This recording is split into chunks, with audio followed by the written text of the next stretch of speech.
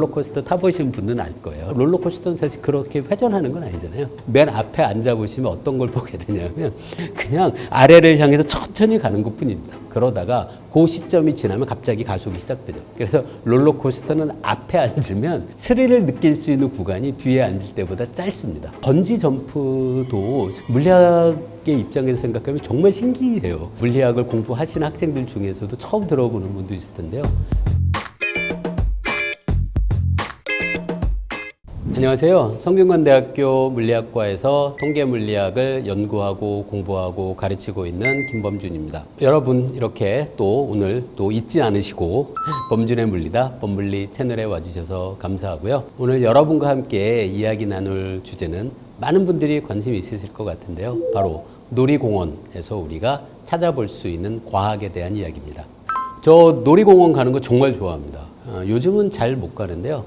한때 제 그룹의 대학원생들하고 매년 딱 하루 함께 하는 일이 있었는데요. 그게 바로 대학교에 개교 기념일이 있거든요. 평일일 때가 있습니다. 그러면 어떻게 되냐면 학교에선 강의가 없고요. 주말보다 놀이공원에 가면은 거기 온 사람들이 적죠. 그래서 학생들하고 매년 개교 기념일 날 놀이공원에 가서 함께 학생들하고 즐거운 시간을 보내는 걸 여러 번 같이 했던 적이 있습니다. 요즘은 코로나 때 이후로는 요즘은 잘 못 가고 있는데요. 그래서 예전에 학생들이랑 같이 대학원생들이랑 놀이공원에 가면 제가 보니까 제가 제일 좋아하는 것 같더라고요. 그 롤러코스터 같은 거 좋아하고요. 또 이렇게 흔들리는 거 있죠. 바이킹도 좋아합니다. 그 잘 타는 사람 못 타는 사람은 없고요. 그냥 태우면은 누구나 탑니다. 한번 타기 시작했는데 잘 타고 못 타고는 없을 것 같은데, 근데 그 어떤 질문인 것 같냐면 그걸 이렇게 두려워하는 사람들이 있는 건 확실해요. 제 그룹의 대학원생들 중에도 굉장히 무서워하는 사람들도 있고 그러는데요. 그걸 이렇게 즐기는 학생들, 즐기지 않는 학생들 이렇게 분명히 나뉘기는 하는데 정확히 어떤 차이인지는 잘 모르겠어요. 사람들마다 뭐 좋아하고 싫어하는 게 다 다르잖아요. 이것도 아마 그런 차이 정도일 것 같습니다. 여러분이 그 지금 가만히 있으면은 여러분 몸 안에 있는 여러 장기들이 있잖아요. 이 장기들이 중력에 의해서 아래로 힘을 받게 되죠. 그러면 여러분의 몸은 이 장기가 더 아래로 내려가지 못하도록 반대 방향으로 힘을 줘서 여러분의 모든 내부 장기들이 제 자리에 가만히 있는 겁니다. 근데 만약에 여러분이 자유낙하를 한다라고 생각해 볼게요. 떨어졌어요. 아주 높은 곳에서. 그럼 무슨 일이 벌어지는지를 생각해 보시면 되는데요. 그때는 여러분의 몸의 바깥 부분, 앞에 장기에 대해서 수직항력, 반대 방향의 힘을 만들어냈던 여러분 몸 자체도 떨어지고 있고, 여러분 몸 안에 있는 장기도 자유낙하하면서 같은 가속도로 아래로 떨어지고 있죠. 그 경우에는 여러분 몸은 여러분 장기에 대해서 수직항력, 위로, 중력의 반대 방향으로 미는 힘을 만들어내지 못합니다. 그럼 당연히 우리 몸 내부에선 그 전까지 익숙하게 느꼈던 힘을 느끼지 않으니까 굉장히 독특한, 여러분 다 아시는 그런 이상한 느낌을 받으시게 되는 거죠. 이건 당연히 떨어질 때 발생하는 중력이 갑자기 사라지기 때문에 만들어지는 효과입니다. 여러분이 자유낙하할 때는 사실 여러분은 실질적으로는 무중력 상태거든요. 그래서 중력이 사라지면서 여러분의 몸이 차이를 느끼게 되는 것. 그게 여러분이 놀이공원에서 높은 곳에서 빠르게 낙하하는 놀이기구를 탔을 때 여러분의 몸이 느끼는 바로 그 감각입니다. 네, 저는 같다고 생각해요. 이것도 많은 분들이 오해하시더라고요. 무중력이라고 해서 지구에서 굉장히 멀리 갈 필요가 없습니다. 그 중력을 우리가 몸으로 느끼는 것은 아까 말씀드린 이 수직항력을 느끼는 것 뿐이거든요. 그래서 여러분의 몸과 여러분 주변이 똑같은 가속도로 움직이고 있다면 우리는 중력을 느끼지 않아요. 그래서 무중력 상태라는 게 별게 아니고요. 그냥 우주 공간에서 우주선이 지구 주위를 뱅글뱅글 인공위성이 돌고 있을 때 그 안에 여러분이 있으면 여러분은 무중력을 느낍니다. 여러분과 여러분을 둘러싼 우주선 전체가 함께 움직이고 있잖아요. 그래서 여러분이 거기에 서 있다고 해서 우주선의 그 아래 바닥이 여러분의 발을 위로 미는 일이 없죠. 같이 움직이니까. 그냥 무중력 상태입니다. 근데 무중력 상태의 그런 우주 비행사, 우주인들이 있게 되면 제 생각에는 그 아까 우리 이야기 나눈 그 뭔가 어색한 느낌, 몸의 장기를 버텨주던 수직항력이 갑자기 사라져서 몸이 느끼는 어색함은 시간이 지나면 사람이 금방 적응할 것 같아요. 그래서 아마도 그렇게 불편함을 느끼진 않을 것 같습니다. 약간의 시간이 지난 다음에. 그래서 어쩌면 그분들은 지구에 내려와서 다시 중력을 느끼게 되면 약간 어색함을 느낄 것 같긴 해요. 그때 오히려. 근데 우리 몸이 금방 적응하기 때문에 무중력 상태에 있는 분은 약간의 어색함은 있겠지만 계속 지속될 것 같지는 않습니다. VR 게임은 사실 우리 몸의 가속도가 변하는 건 전혀 없어요. 그런데도 우리가 VR 게임을 보면서도 그 짜릿한 느낌을 받는 것은 현실에서 높은 곳에서 놀이기구를 탄 경험 때문에 그 시각적인 이미지를 보면서 우리 몸은 그것에 대한 예상을 형성하게 되는 거죠, 뇌에서. 아, 지금 내 눈에 이렇게 보인다면 내가 엄청나게 빠른 속도로 아래로 떨어지고 있구나 라고 우리 뇌가 생각하면서 거기에 맞는 감각을 형성해냅니다. 그러니까 실제 느끼는 건 아닌데요. 뇌가 상상한 감각을 우리가 인지하는 거죠. 그러니까 우리 뇌가 그러면 굉장히 독특해요. 아무런 실질적인 외부에서 환경의 변화가 없어도 우리 뇌는 얼마든지 그런 내적인 감각, 내적인 어떤 예측을 우리 뇌는 굉장히 자유롭게 형성해냅니다. 그래서 실제 떨어지는 거하고는 달라요. 하지만 뇌는 그런 느낌을 만들어내는 거죠. 그거는 롤러코스터의 문제라기보다는 건축의 문제일 것 같아요. 얼마든지 지금 기술이라면 높게 만들 수 있을 것 같은데요. 구름도 사실 어떤 구름은 좀 낮거든요. 사실 이것도 좀 재밌는데요. 우리가 안개라고 부르는 거 있잖아요. 안개. 안개는 땅에 있는 구름입니다. 사실 그래서 구름의 높이라는 게 정확히 몇 미터를 말씀하시는지는 모르겠지만 뭐 건축적인 입장에서는 그렇게 불가능한 일은 전혀 아니죠. 할 수 있습니다. 건설비가 많이 들고 그렇게 큰 건설비를 지출해서 만들어 놨는데 사람들이 안 오면 그러면 당연히 그 적자잖아요. 그래서 아마도 건축비를 생각한 다음에 사람들이 와서 수익을 낼 수 있는 정도까지 고려해서 적당한 높이를 만들 거예요. 이 실험은 사실은 물리학에서 조금 어려운 얘기로는 관성력이라고 불리는 효과 때문이에요. 사실은 그게 별게 아니고 여러분이 버스를 타고 가다가 버스가 갑자기 앞에 사고를 피하려고 운전기사님이 핸들을 왼쪽으로 휙 틀면 여러분 몸으로 오른쪽으로 쏠리는 걸 느끼잖아요. 근데 만약에 그 버스 기사분이 엄청나게 빠른 속도로 이 핸들을 틀게 되면 여러분 몸은 오른쪽 벽에 딱 붙어 있겠죠.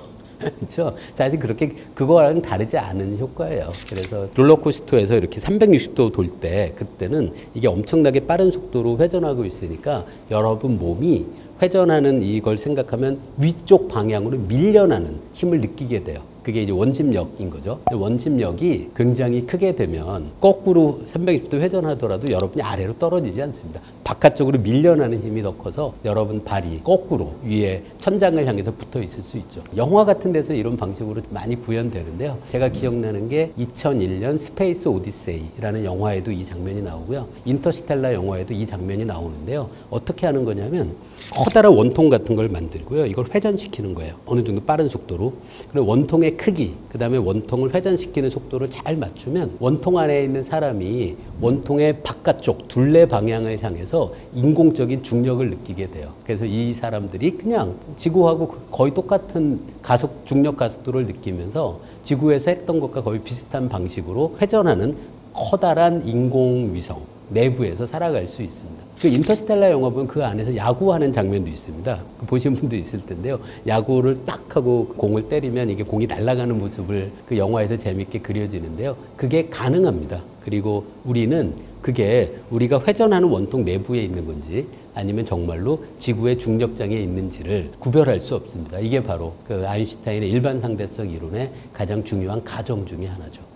자이로 드롭도 그 물리학의 원리가 잘 반영되어 있는 아주 재밌는 장치예요. 자이로 드롭은 처음에 올라갈 때는 사실은 에너지를 당연히 공급받아서 위로 올라간 다음에요. 맨 마지막에는 이걸 에너지의 공급을 갑자기 끊습니다. 그러면 중력 때문에 얘가 아래로 떨어지기 시작하는데요. 자이로 드롭은 놀랍게도 브레이크가 없습니다. 브레이크 없이 얘가 안전하게 땅까지 내려오게 만들어요. 그걸 하는 방법이 바로 전자기 유도라는 걸 이용하는 건데요.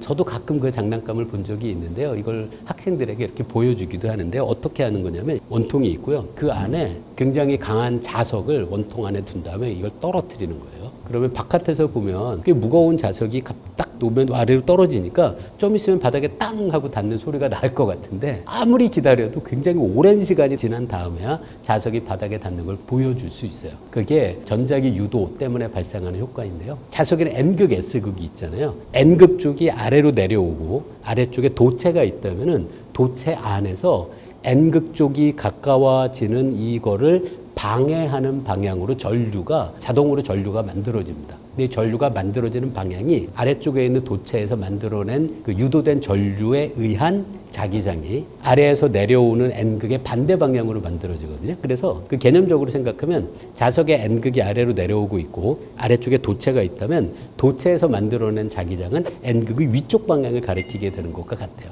그러면 N극이 있고 아래쪽에서 N극이 위를 향하니까 서로 반발하잖아요. 그래서 반발력이 작용하게 돼요. 자석에. 결국 도체를 원통 모양으로 만들고 그 안에 자석을 놓고 떨어뜨리면 자석은 내려오면서 이 도체 주변에서 이 자석의 움직임을 방해하는 방향의 자기장이 생겨서 자석이 점점 내려오는 속도가 그렇게 빨라지지 않습니다. 그래서 아주 안전하게 바닥에 착지하죠. 근데 자이로드롭이 바로 그걸 이용한 거예요. 이거를 렌츠의 법칙이라는 사람의 이름이 붙어 있는 법칙인데요. 움직이는 자석에 의해서 도체에 유도된 유도 전류의 방향은 자석이 내려오는 것을 반대하는 방향의 일종의 유도된 자석이 만들어진다라고 생각하시면 돼요. 이거 말고도 이걸 이용하는 또 재미있는 장치가 있는데 그게 바로 아마 그 요즘 전기 자동차나 아니면 하이브리드 자동차 쓰시는 분들이 있을 텐데요. 하이브리드 자동차도 이런 장치가 있습니다. 이게 뭐냐면 브레이크를 밟지 않아도 자동차의 속도를 줄이는 거예요. 이게 앞에서 자이로드롭의 원리랑 똑같습니다. 이거를 회생제동이라고 부르는데요. 자동차 바퀴 안에 일종의 자석을 전자석 같은 걸로 만들어 놓은 다음에 이게 돌아가는 것에 주변에 도체만 두면 돼요. 그럼 얘가 돌아가는 방향을 반대하는 방향으로 자기장이 유도가 되면서 자동차의 바퀴의 움직임을 감속시키게 돼요. 브레이크에서 브레이크 패드라고 하잖아요. 기계적인 방법으로 마찰을 이용해서 자동차의 속도를 줄이지 않아도 이 전자기 유도만으로 자동차의 속도를 쉽게 줄일 수 있습니다. 전기 자동차 그리고 하이브리드 자동차는 이 기능이 거의 들어있거든요. 근데 이게 좋은 게 그 브레이크 패드가 다를 일이 없다는 거예요. 어떤 역학적인 방법으로 마찰을 이용하는 게 아니라 전자기 유도만을 이용하는 거라서 이 바퀴가 굴러가는 걸 속도를 쉽게 줄일 수 있을 뿐더러 이때 말씀드린 것처럼 유도 전류가 만들어지잖아요. 그럼 이 유도 전류를 이용해서 그 자동차의 배터리를 또 충전하는 용도로도 쓸 수 있어요. 그래서 브레이크도 되고 그 자동차 배터리를 충전하기도 하는 그런 용도로 함께 사용할 수 있는 아주 효율적인 장치죠. 그래서 앞으로 전기 자동차가 점점 더 늘어날 것이 거의 분명해 보이는데요. 지금도 그 전기 자동차 중에 상당히 많은 자동차들이 브레이크를 작동할 때 바로 이걸 이용합니다. 그래서 그 악셀을 밟지 않고 발에서 악셀을 떼기만 해도 이 회생제동이 자동으로 작동하는 그런 전기 자동차들도 있어요. 굉장히 앞으로 점점 더 쓰임새가 늘어날 거예요. 그 이유가 있는 거죠. 뭐 브레이크 패드가 닳거나 해서 브레이크를 나중에 교체하거나 그럴 필요도 없고 또 그때 발생하는 유도 전류를 이용을 해서 자동차를 다시 또 충전할 수도 있어서 일석이조인 거죠. 우리가 어떤 때 큰 느낌을 받냐면 가속도가 클 때예요. 속도가 아니라 가속도가 클 때입니다. 만약에 제가 이 볼펜을 잡고 이렇게 회전하면 이 회전하는 각도가 얼마나 빨리 변하는지에 관계된 걸 각속도라고 해요. 그 다음에 각속도가 또 시간이 지나면서 얼마나 빠르게 변하는지를 설명하는 게 각가속도입니다.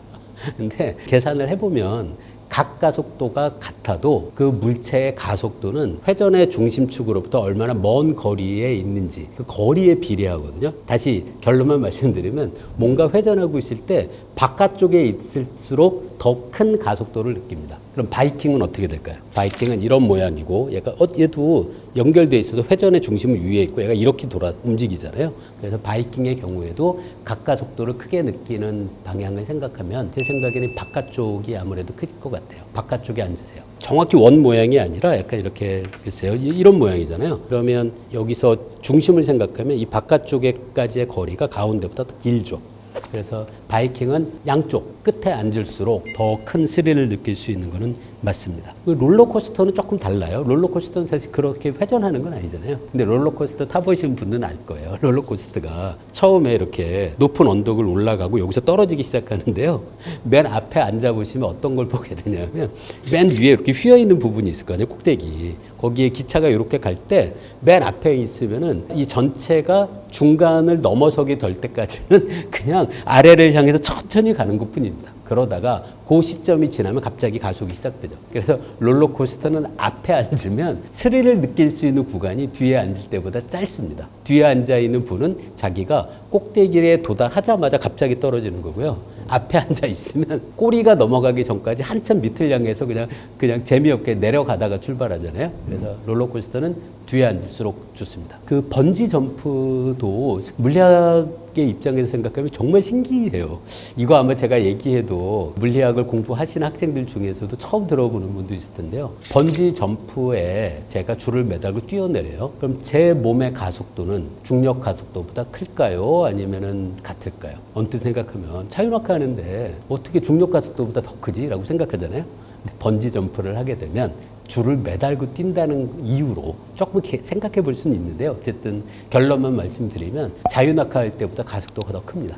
실제 번지점프에서 1.6G 중력 가속도의 1.6배로 떨어지는데요. 그 이유가 사실 여러분들 직관적으로는 계산하지 않아도 짐작할 수 있어요. 예를 들어 이런 거예요. 여러분 발목에 엄청나게 무거운 쇠사슬을 연결하고 쇠사슬을 이렇게 길게 늘인 다음에 여러분이 어떤 뛰어내릴 수 있는 위치에 발에 쇠사슬을 차고 거기 앉아 서 있다라고 생각해 보세요. 그럼 여러분 발에 아래쪽에 달려있는 쇠사슬이 여러분 발을 잡아당기잖아요. 그때 뛰어내리면 여러분 몸의 중력에 의한 자유낙하의 가속도도 있고요. 그 아래 여러분 발을 잡아당기고 있던 무거운 쇠사슬이 여러분을 잡아당기는 힘도 있죠. 그래서 이거를 정확히 계산할 수도 있는데요. 이론상으로는 굉장히 큰 가속도까지 가능하긴 하지만 실제 번지점프에서는 1.6G 정도까지 가능하다라고 제가 자료를 찾아보니까 그런 기록이 있습니다. 즉 번지점프에서 뛰어내릴 때 여러분은 자유낙하 할 때보다 더 빨리 떨어집니다. 좀 재밌죠. 번지 점프에서는 자세는 그렇게 중요할 것 같진 않은데요. 제 생각에는 똑바로 서서 떨어지는 게 더 나을 것 같아요. 시간이 지나면서 우리 몸은 어떨 위치가 평형 상태냐 하면 우리 몸에서 머리 부분이 아무래도 질량이 크거든요. 그래서 시간이 지나면 머리를 아래쪽으로 향하게 돼요. 그 이야기는 여러분이 똑바로 서서 번지 점프를 하면 여러분의 머리 쪽이 이렇게 휘게 됩니다. 아래쪽으로. 그때 또 가속도가 있잖아요. 그래서 더 큰 스릴을 느낄 수 있을 것 같고요. 글쎄요, 정확한 얘기 같지는 않지만 뭐 저라면 똑바로 뛸 것 같습니다. 그러면 몸의 회전에 의한 가속도까지 더해질 것 같아요. 만약에 하늘을 보잖아요. 그럼 여러분은 자기의 속도를 굉장히 둔감하게 느낄 가능성이 있습니다. 근데 만약에 지면의 물체를 보거나 하면 그 보이는 그 양상들이 더 급변하게 되잖아요. 그래서 어쩌면 여러분의 속도를 더 크게 느낄 수도 있어서 하늘을 보거나 아니면 눈을 감거나 하는 게 덜 무서울 것 같긴 한데 글쎄요. 제가 떠오르는 생각은 그건데 좀 확실한지 잘 모르겠는데요. 그 아래로 내려갈 때 여러분이 엉덩이를 위로 들면 그러면 여러분 몸에 작용하는 가속도가 중력 가속도의 반대 방향이 되니까 여러분은 조금 가속도를 둔감하게 느낄 수 있을 것 같은데요. 제 솔직한 생각은 그 효과는 별로 크지 않을 것 같습니다. 그 정도로 해서 스릴을 적게 느끼고 싶으시다면 굳이 타지 마시고요. 근데 놀이기구를 타는 이유가 우리가 그런 짜릿함을 느끼기 위한 거잖아요. 그래서 그냥 즐기시는 게 맞는 것 같아요. 굳이 타신 다음에 그것도 유료잖아요.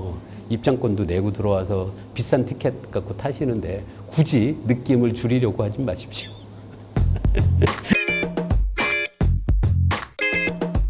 이번 이야기에선 여러분들과 놀이기구에 얽힌 몇 가지 과학 이야기를 함께 해봤는데요.